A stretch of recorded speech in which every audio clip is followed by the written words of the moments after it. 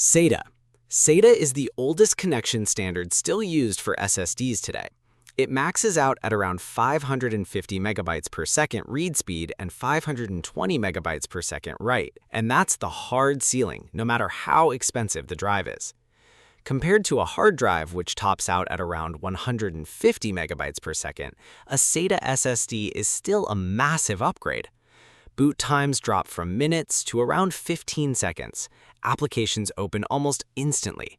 For everyday tasks like browsing, office work, and general use, it's genuinely fast enough that most people won't feel limited. SATA SSDs come in a 2.5-inch form factor and plug into the same port a hard drive uses. That makes them the only upgrade option for older laptops and desktops that don't have an M.2 slot. If you're still on a hard drive, a SATA SSD will transform the experience more than almost any other upgrade you can make. The limitation shows up when you move large files, edit video, or load asset-heavy games. At 550 megabytes per second, SATA starts to feel slow compared to what NVMe can do. NVMe. NVMe stands for Non-Volatile Memory Express. This isn't just a faster SATA, it's a fundamentally different way of connecting storage to your system. SATA runs through a controller on your motherboard designed originally for hard drives. NVMe connects directly to your CPU through PCIe lanes, the same high-bandwidth pathway your graphics card uses. That direct connection removes the SATA bottleneck entirely and opens up dramatically more bandwidth. Beyond raw speed, there's another difference that matters. SATA processes one storage command at a time and queues the rest. NVMe handles thousands of commands simultaneously and parallel. In practice, this means faster response times when your system is doing multiple things at once, loading a game while background apps are running, switching between large files, multitasking heavily. NVMe drives use the M.2 form factor, a small stick that plugs directly into an M.2 slot on your motherboard with no cables needed. One thing that trips people up, M.2 is a physical shape, not a speed standard. An M.2 slot can support either SATA or NVMe depending on your motherboard, and some support both. An M.2 SATA drive and an M.2 NVMe drive look almost identical but perform completely differently. Always check your motherboard manual before buying. PCIe Gen 3. Gen 3 NVMe hits around 3,500 megabytes per second sequential read speed, roughly 6 times faster than any SATA SSD. In real-world use, the jump from SATA to Gen 3 NVMe is the most impactful storage upgrade most people can make. Copying a 50-gigabyte file that takes 90 seconds on SATA takes around 25 seconds on Gen 3. Game load times in open-world titles drop noticeably. The system feels more responsive overall because of how much faster NVMe handles random read operations compared to SATA. For gaming and general use, Gen 3 NVMe handles 95% of real workloads without any bottleneck. The Samsung 970 EVO Plus and Crucial P3 are the reliable options at this tier. If your motherboard only supports Gen 3, don't buy a Gen 4 drive expecting Gen 4 speeds. A Gen 4 drive and a Gen 3 slot runs at Gen 3 speeds. It fits physically, but the slot caps the performance. Save the money and buy a good Gen 3 drive instead. PCIe Gen 4. Gen 4 doubles Gen 3's bandwidth. Real-world sequential read speeds land around 7,000 megabytes per second on flagship drives, twice as fast as Gen 3 on paper. In gaming, the honest difference over Gen 3 is smaller than the specs suggest. Loading into a game like Cyberpunk 2077 or Hogwarts Legacy takes roughly the same time on both. You might save 1 to 2 seconds on initial loads. Games don't pull data fast enough to saturate Gen 3 bandwidth in most scenarios, let alone Gen 4. Where Gen 4 actually earns its price is large file transfers and creative work.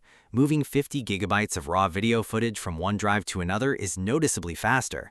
Sustained sequential write speeds hold significantly higher than Gen 3 throughout the entire transfer, rather than dropping off. Video editors working with 4K files regularly will feel a real difference. Gen 4 is the right call for most people building a PC in 2026. Prices have dropped significantly as Gen 5 entered the market. Intel 12th Gen and newer and most AMD Ryzen desktop CPUs from the 3000 and 5000 series support Gen 4 natively, with one important exception. AMD's G-series APUs like the Ryzen 5 5600G and Ryzen 7 5700G are hard-capped at Gen 3 due to their architecture. If you're on one of those, a Gen 4 drive will only run at Gen 3 speeds regardless of your motherboard. The top Gen 4 options are the Samsung 990 Pro and WD Black SN850X for maximum performance.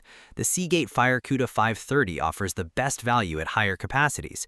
And if you want a budget-friendly Gen 4 entry point, the WD Blue SN580 hits around 4150 megabytes per second at a lower price point, a solid middle ground between Gen 3 and full Gen 4 performance.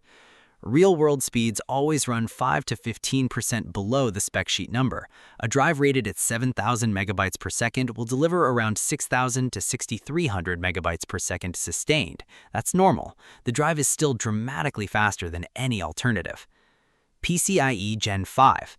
Gen 5 doubles Gen 4. Flagship drives like the Crucial T705 and Corsair MP700 Pro hit around 14,000 megabytes per second sequential, read double what Gen 4 delivers on paper. Those are enormous numbers, but here's the honest reality of Gen 5 in 2026. Almost no consumer workload actually uses those speeds. Gaming performance between Gen 4 and Gen 5 is virtually identical. Video editing at 4K shows marginal differences. The workloads that genuinely benefit are 8K raw footage editing, AI model training, and large-scale data processing, not typical gaming or everyday use. Gen 5 also runs significantly hotter than Gen 4. Sustained loads can push temperatures high enough to cause thermal throttling without a proper heatsink. Most Gen 5 drives require one. Power consumption is higher too. Gen 5 draws 7 to 10 watts under load, compared to 3 to 5 watts for Gen 4. Gen 5 makes sense if you're building a high-end system and want maximum future-proofing, or if you have professional workloads that genuinely demand that bandwidth. For everyone else, a Gen 4 drive and a Gen 5 slot is the smarter buy right now. Same real-world gaming performance, less heat, lower cost. The number that actually matters. The headline speed on the box, 3,500 megabytes per second, 7,000 megabytes per second, 14,000 megabytes per second, is measured under ideal conditions that rarely occur in real use. Most consumer SSDs use something called SLC caching. The drive temporarily treats a portion of its slower memory cells as faster ones to hit those headline numbers. While data is being written into that cache, the drive performs at rated speed.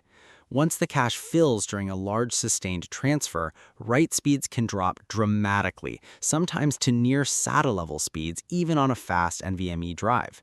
This is why some drives advertised at 14,000 megabytes per second feel slow during large file transfers. The cache ran out. When comparing drives, look for sustained write performance benchmarks rather than just peak sequential read. That number reflects what you'll actually experience when copying large files or doing long video exports, not the best case scenario the box was designed to show. What to actually buy? Older system with no M.2 slot? SATA SSD. Samsung 870 EVO or Crucial MX500 are both solid. System with Gen 3 M.2? Gen 3 NVMe, Samsung 970 EVO Plus, or Crucial P3. Don't pay for Gen 4 if your slot can't run it. System with Gen 4 M.2, which covers most builds since 2021, Gen 4 NVMe, Samsung 990 Pro or WD Black SN850X for top performance, Seagate FireCuda 530 for the best value at higher capacities, or WD Blue SN580 if you want a budget Gen 4 entry point. System with Gen 5 M.2 on a high-end platform, still consider Gen 4. Better value, less heat, same gaming performance. Only go Gen 5 if you have specific professional needs that justify it. On capacity, don't go below 1 terabyte for a boot drive in 2026. Modern games regularly hit 100 gigabytes or more. A 500 gigabyte drive fills up faster than most people expect. 2 terabytes is the comfortable sweet spot if your budget allows.